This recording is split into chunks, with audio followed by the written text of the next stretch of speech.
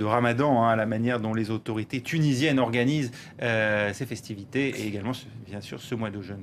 Effectivement, Raphaël, les autorités tunisiennes obligent à fermer durant le jeûne les cafetiers et les restaurateurs qui souhaiteraient ouvrir hors des zones touristiques. Certains professionnels grincent des dents.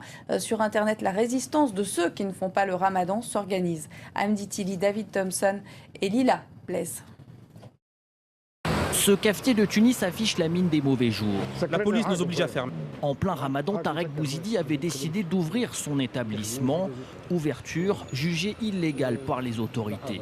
On m'a intimé l'ordre de fermer le café tout de suite et on m'a fait signer un papier, un PV, comme quoi je n'ouvrirai plus mon café pendant Ramadan.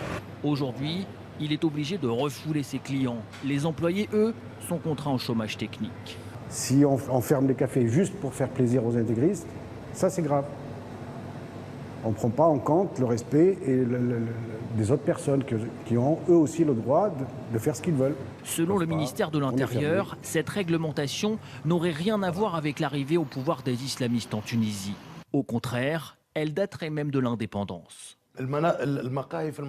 Dans les quartiers populaires, les cafés ne doivent pas ouvrir. Dans des zones touristiques, les cafés touristiques, les hôtels et les restaurants peuvent ouvrir, mais ils doivent bien calfeutrer leur façade pour respecter la sensibilité des autres. C'est tout.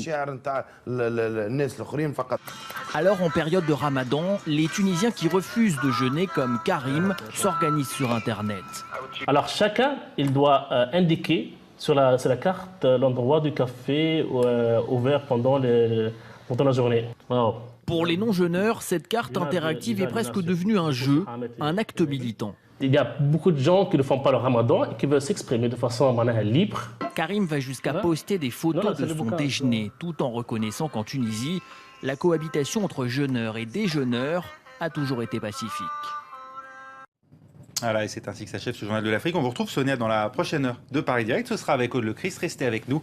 Paris Direct reprend dans un instant.